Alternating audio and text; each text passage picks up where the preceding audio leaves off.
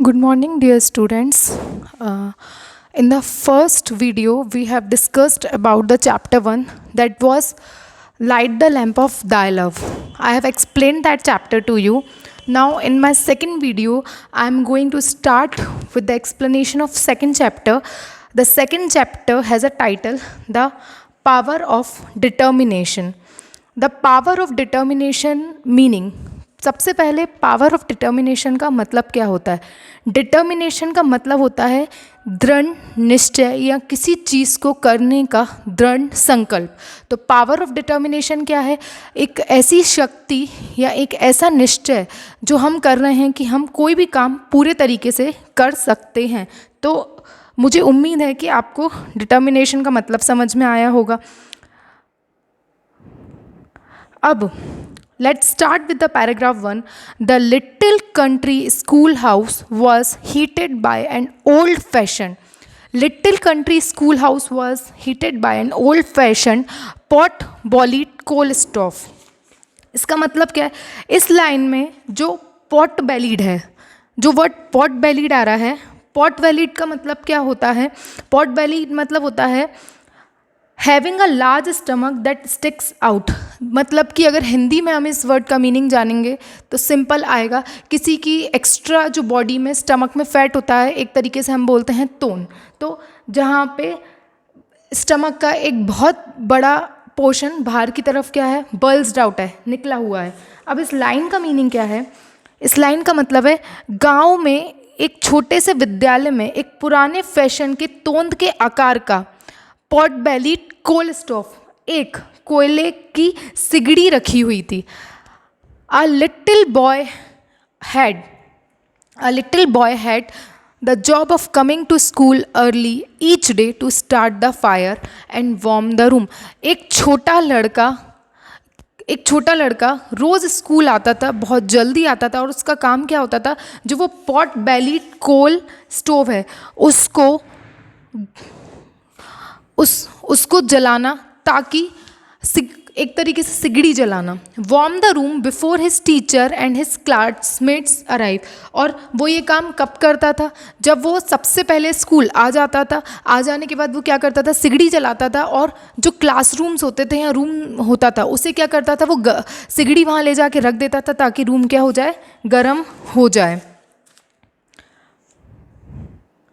One morning they arrived to find the schoolhouse engulfed in flame. Second paragraph में जो आपका word है engulfed का मीनिंग होता है, engulf means to surround और cover somebody completely, किसी को पूरी तरीके से घेर लेना या किसी वस्तु को पूरी तरीके से ढक देना। अब एक सुबह जब, arrived का मतलब होता है जल्दी आना मतलब पहले। एक सुबह जब वो वहाँ जल्दी आया तो उसने देखा कि जो स्कूल है वो सारा एनगल्फ्ड इन फ्लेम, मतलब सारा आग की लपटों से क्या हो गया था? घिर गया था। सेकेंड लाइन, दे ड्रैग्ड का मतलब होता है खींचना, अपनी ओर किसी चीज़ को खींचना। They dragged the unconscious little boy out of the flaming building more dead than alive. Unconscious, इस लाइन में जो अनकॉन्शियस है, अनकॉन्शियस का मतलब होता है हिंदी में कोई, जब हम बेहोश हो जाते हैं तो हम उसको बोलते हैं अनकॉन्शियस, जब हमें नहीं पता आसपास क्या हो रहा है। उसी लाइन में आपने देखा है फ्लेमिंग बिल्डिंग, मतलब जलती हुई बिल्डिंग में से क्या करा? आग की लपटों में से बीच में से बाहर निकालना। अब इस लाइन का मतलब क्या है? They dragged the unconscious little boy out of the flaming building more dead than alive.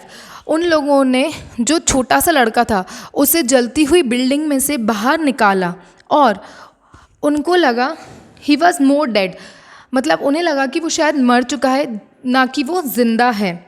He had major burns over the lower half of his body. उसकी बॉडी का जो लोअर हाफ था मतलब कमर के नीचे का जो हिस्सा था वो ऑलमोस्ट जल चुका था, बहुत ज़्यादा, मेजर बर्न्स मतलब बहुत ज़्यादा जल चुका था। And was taken to the nearby country hospital, और उसे पास ही के एक हॉस्पिटल में ले जाया गया। जो गांव के पास में एक हॉस्पिटल था उसे वहाँ ले जाया गया। From his bed the dreadfully burned.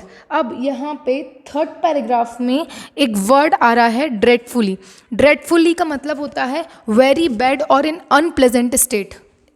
अगर हिंदी में हम देखें तो बहुत ही घटिया या बहुत ही बुरे तरीके से कोई चीज़ होना, लेकिन इस लाइन में इसका मीनिंग क्या है? From his bed the dreadfully burn. उसके बेड से ड्रेडफुली बर्न मतलब वो जो लड़का है वो बहुत ही ज़्यादा बुरी तरीके से जल चुका था। सेमी कॉन्शियस का मतलब होता है, ऊपर वाले पैराग्राफ में हमने पढ़ा था अनकॉन्शियस। अनकॉन्शियस का मतलब है बिल्कुल पूरी तरीके से बेहोश होना। सेमी कॉन्शियस का मतलब होता है जब हम बेहोश तो हैं लेकिन फिर भी हमें आसपास क्या चल रहा है उसको हम देख तो पा रहे हैं, महसूस कर पा रहे हैं, लेकिन क्या नहीं कर पा रहे, बोल नहीं पा रहे। Semi conscious little boy faintly heard the doctor talking to his mother. अब फेंटली का मतलब क्या होता है? इस लाइन में एक वर्ड आया फेंटली। फेंटली का मतलब होता है जो चीज़ ज़्यादा क्लियरली सुनाई नहीं देती, साफ तौर पे ना सुनाई दे पा रही है या दिखाई दे पा रही है। अब जो छोटा बच्चा था या जो लड़का था उसे कोई भी चीज़ साफ सुनाई और दिखाई क्यों नहीं दे पा रही थी? क्योंकि वो सेमी कॉन्शियस स्टेट में था। सेमी कॉन्शियस स्टेट का मतलब ही होता है कि वो कभी थोड़ा सा होश में आ रहा था, कभी बेहोश हो रहा था, तो उसे एक्चुअल में अपने आसपास क्या हो रहा है वो चीज़ समझ में नहीं आ रही थी। डॉक्टर जब थोड़ा वो जग रहा था तो उसे ऐसा लग रहा था शायद उसके आसपास उसकी जो मम्मी है वो डॉक्टर से बात कर रही हैं। The doctor told his mother that her son would surely die. और डॉक्टर ने उस छोटे लड़के की कंडीशन को देख के उसकी मदर से ये बोल दिया था कि मुझे ये लगता है कि ये बच्चा शायद मर जाएगा, ये ज़िंदा नहीं रहेगा। Which was for the best. और ऐसा अच्छा ही है कि ये चला जाए। Really for the terrible fire. Terrible का मतलब होता है बहुत ही बुरी आग लगी थी। बहुत ही बुरी आग का मतलब ये नहीं कि गंदी, मतलब आग जो थी वो बहुत ज़्यादा लग चुकी थी और उसकी जो बॉडी का निचला हिस्सा था वो बहुत ज़्यादा जल चुका था। हैज़ डिविएस्टेटेड का मतलब होता है डिस्ट्रॉय करना। डिस्ट्रॉय करने का मतलब यहाँ से उसकी बॉडी का जो लोअर पोर्शन था वो कम्प्लीटली जल चुका था, the lower half of his body. तो डॉक्टर का ये कहना था कि बेहतर है कि ये लड़का अगर इसको डेथ आ जाती है तो बेहतर है, क्योंकि अगर इसे डेथ नहीं आती तो इसकी बॉडी का निचला हिस्सा पूरी तरीके से जल चुका है, क्योंकि ये बहुत ही ज़्यादा आग की लपटों से घिरा हुआ था। अब फोर्थ पैराग्राफ है, but the brave boy didn't want to die. जो वो बच्चा था छोटा सा, ब्रेव का मतलब क्या है? बहादुर। जो बहादुर लड़का था वो मरना नहीं चाहता था। He made up his mind that he would survive. उसने अपने दिमाग में निश्चय कर लिया था कि मैं ज़िंदा रहूँगा। सर्वाइव का मतलब होता है कि मैं किसी भी तरीके से जो मेरी अभी कंडीशन है उससे एक बेहतर कंडीशन में या एक बेहतर स्थिति में आ जाऊँगा। somehow to the amazement of physician। इस लाइन में जो वर्ड अमेजमेंट है, अमेजमेंट का मतलब होता है a feeling of great surprise. Feeling of great surprise मतलब क्यों? लेकिन समहाउ किसी तरीके से to the amazement of physician, या फिजिशियन जो हम बोल रहे हैं वो किसको बोल रहे हैं? डॉक्टर को, या हॉस्पिटल में जो उसकी देखभाल कर रहे हैं या जो डॉक्टर उसको आसपास उसकी केयर कर रहे हैं, उन लोगों के लिए ये बहुत अचंभित करने वाला था। अमेजमेंट का हिंदी में जो प्रॉपर वर्ड होता है वो है अचंभित करने वाला। उन लोगों को बड़ा अचंभा हुआ। He did survive. जिन डॉक्टर्स ने उस लड़के के बारे में पहले ये बोल दिया था कि ये इतनी आग में जलने के बाद इसकी लोअर बॉडी जो पूरी तरीके से डैमेज हो गई है ये मर जाएगा, लेकिन वो क्या कर गया? वो जिंदा वहाँ बच गया। When the मॉर्टल danger was part. इस लाइन में मॉर्टल का मतलब होता है जो मर गया और इमॉर्टल का मतलब है जो जिंदा है। मॉर्टल means someone who died. मॉर्टल danger was past मतलब उसके सर पे जो मरने का एक खतरा था वो क्या हो गया? हट गया। मॉर्टल डेंजर वॉज पास्ट, वो अब क्या हो गई? पुरानी बात हो गई। He again heard the doctor and his mother speaking quietly. उसने क्वाइटली का मतलब होता है धीमी आवाज़ में। उसने दोबारा से डॉक्टर को और अपनी मम्मी को बात करते हुए सुना। The mother was told that since the fire had destroyed so much of flash. उसने उसकी मम्मी को डॉक्टर से बात करते हुए ये सुना कि जो आग थी उसने उसकी जो बॉडी के निचले पोर्शन में जो फ्लैश, जिसको प्रॉपरली हम हिंदी में बोलते हैं जो मांस है, उसे क्या कर दिया था, जला दिया था उसकी बॉडी के लोअर पार्ट में। It would have been better if he died. तो डॉक्टर का ये कहना था ये बेहतर होता कि वो मर जाता, since he was doomed to be a lifetime cripple. अब इस लाइन में जो आप डूम्ड वर्ड देख रहे हैं, डूम वर्ड का मीनिंग होता है to make someone certain to fail या डाई। मतलब किसी को जैसे उसके साथ ये सिचुएशन हो गई थी कि वो स्कूल में जलाने तो सिगड़ी गया था, लेकिन वो खुद भी वहाँ रूम जल गया और स्कूल उसका जलने लगा तो वो उसकी लपेट में आ गया, तो वो भी क्या है, उसको भी बर्न मार्क्स आ गए। तो दुर्भाग्यवश वो भी उस घटना का क्या हुआ, शिकार हो गया। तो यहाँ पे वर्ड जो डूम्ड है इसका मीनिंग है कि किसी को दुर्भाग्यपूर्ण बताना, मतलब वो घटना उसके लिए क्या हो गई, बहुत ही बुरी हो गई। उसने अपनी बॉडी का जो लोअर पार्ट है वो क्या है, उसका पूरा जल गया। तो since he was doomed to be a lifetime cripple. अब नेक्स्ट लाइन में क्रिपल का मतलब क्या होता है, a person who is unable to walk. जो इंसान चल फिर नहीं पाता या अपने बलबूते पे चल फिर के कोई काम नहीं कर पाता। पहले हम लोग क्रिपल यूज़ करते थे, लेकिन आजकल आपने सुना होगा क्रिपल की जगह हम लोग यूज़ करते हैं the disabled person. Disabled person मतलब ऐसे लोग जो अपना काम खुद नहीं कर सकते, दूसरों पे क्या है, डिपेंडेंट है।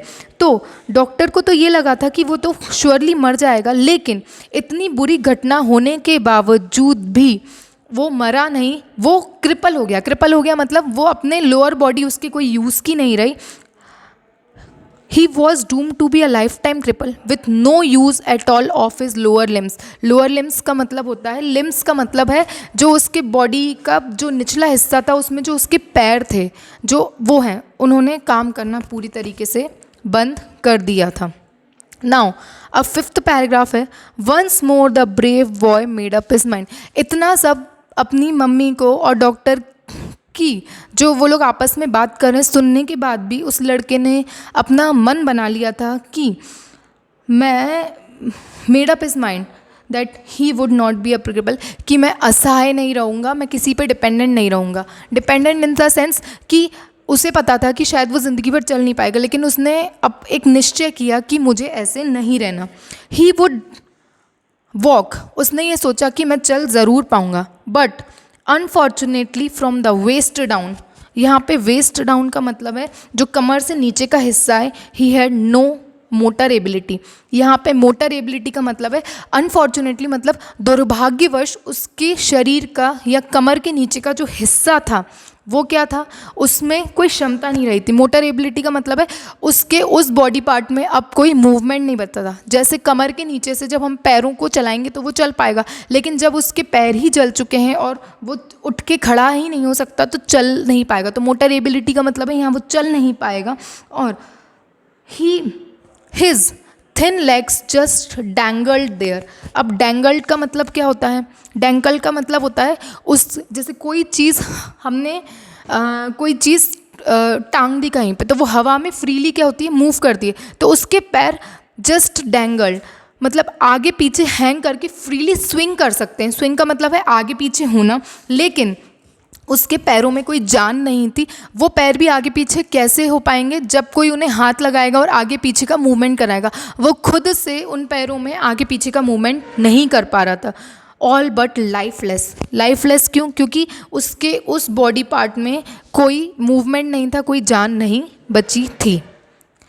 Ultimately he was released from the hospital. और इसके बाद उसे हॉस्पिटल से क्या कर दिया गया, डिस्चार्ज कर दिया गया। डिस्चार्ज करने का मतलब है उसे वहाँ से छुट्टी दे दी गई। ही would not every day his mother massage his little leg. उसके बाद आपने ये तो अक्सर देखा ही होगा कि जो लोग पैरालाइज्ड हो जाते हैं, इन लोगों के लिए प्रॉपर वर्ड होता है पैरालाइज्ड, क्योंकि उसकी बॉडी का भी जो नीचे का हिस्सा था वो काम नहीं कर रहा था तो वो पैरालाइज्ड हो गया था।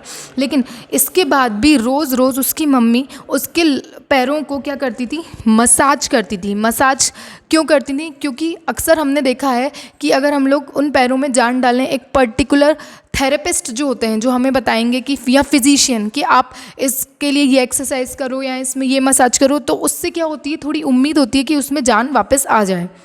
But there was no feeling, no control, nothing. उसकी मम्मी रोज़ उसके पैरों में मसाज करती थी, और उसको करने के बाद भी उसके पैरों में क्या नहीं था, कोई मूवमेंट नहीं था। या फीलिंग का मतलब ये नहीं कि वो महसूस क्या कर रहा है, फीलिंग का मतलब ये है जैसे कि कभी अगर आपका हाथ नीचे रखा है तो आप उसको खुद ऊपर उठा सकते हो, लेकिन वो चाहकर भी अगर उसका मन होता था कि वो अपना पैर उठाकर आगे बढ़े तो भी वो चीज़ नहीं कर पाता था। Yet his determination that he would walk was strong as ever. लेकिन इसके बाद भी डिटर्मिनेशन, मैंने आपको पहली मीनिंग बताया है, डिटर्मिनेशन का मतलब दृढ़ निश्चय, उसका दृढ़ निश्चय था इसके बाद भी। और स्ट्रॉन्ग मतलब बहुत ज़्यादा, वो स्ट्रॉन्ग का मतलब आप जानते ही हैं, जो बहुत ज़्यादा फुर्तीला, बहादुर। करेज का मतलब बहादुर, स्ट्रॉन्ग मतलब जिसमें बहुत ज़्यादा क्षमता होती है, उसमें इतनी कैपेबिलिटी थी, या उसने अपने दिमाग में इस चीज़ को ठान लिया था कि हाँ मैं तो चलूँगा ही चाहे कोई सिचुएशन हो। When he wasn't in bed, he was confined to a wheelchair. जब वो बिस्तर पे नहीं लेटा होता था। इस लाइन में confined का मतलब होता है, confined का एग्जैक्ट मीनिंग है बिस्तर में या व्हील चेयर पर रहने को मजबूर होना। मतलब आप एक ही जगह अगर बैठा हुआ है तो बैठा हुआ है, लेटा हुआ है तो लेटा हुआ है, मतलब उस एरिया के आसपास वो कहीं भी नहीं जा सकता, उस चेयर के अलावा वो कहीं नहीं जा सकता। तो अगर वो व्हील चेयर पे नहीं बैठा हुआ होता था तो वो अपने बेड पे बैठा हुआ होता था, और इसके अलावा वो कहीं नहीं जा सकता। One sunny day his mother wheeled him out in the yard to get some fresh air. इस लाइन में वन सनी डे का मतलब है एक दिन जब अच्छी धूप आ रही थी तब उसकी मम्मी ने उसे व्हील चेयर पे बिठाया और उसे बाहर, मतलब अपनी बिल्डिंग के बाहर ले गई। यहाँ पे यार्ड का मतलब होता है जो आपके घर के बाहर का एक खुला एरिया होता है जहाँ पर छत नहीं होती, केवल एक खुला एरिया, वहाँ पे उसकी मम्मी उसे व्हील चेयर पर बिठाकर ले गई। उसके बाद he threw himself from the chair, उसने खुद को व्हील चेयर से क्या कर दिया, धक्का दे दिया। ही pulled himself across the grass.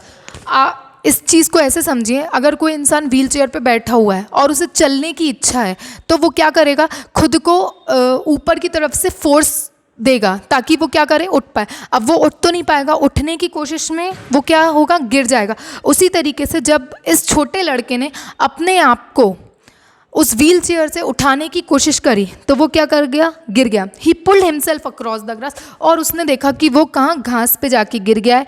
Dragging his legs behind it, अब वो उल्टा गिरा है तो वो क्या कर रहा है, अपने हाथों से आगे की तरफ चलने की कोशिश कर रहा है। उसके पैरों में कोई जान नहीं है तो उसके पैर कैसे आगे बढ़ेंगे, वो रेंगते हुए आगे बढ़ेगा। He worked his way to the white picket fence bordering their lot. White picket fence का मतलब इस लाइन में क्या है, what do you mean by white picket fence? White picket fence का मतलब है एक वुडन पीस जो सामने की तरफ रखा हुआ है। उसने अपने आप को, उसने ये सोचा कि मुझे वहाँ तक कैसे ना कैसे करके रेंगते हुए क्या करना है, पहुँचना है। और फेंस का मतलब है वहाँ पे एक दीवार थी। He worked his way to the white picket fence bordering their lot. अब नेक्स्ट लाइन जो है, with great effort he raised himself up on the fence. वो धीरे धीरे रेंगते हुए वहाँ उस दीवार तक पहुँच तो गया, लेकिन उसको रेज्ड हिमसेल्फ अप का मतलब होता है उसको खुद को वहाँ खड़े करने में या खुद को अपने पैरों पे खड़े करने में क्या हुई, बहुत दिक्कत हुई। Then stake by stake he began dragging himself. Stake by stake का मतलब क्या है, स्टेक बाय स्टेक का मतलब है अ वुडन और metal part that is pointed at one end posed into the ground in order to support something. इसका मतलब है उसने कोशिश की कि किसी वस्तु को, जो स्टेक का मतलब है किसी वस्तु को संभालने वाला खंबा, उसको पकड़ के वो क्या करे, खड़े होने की कोशिश करें।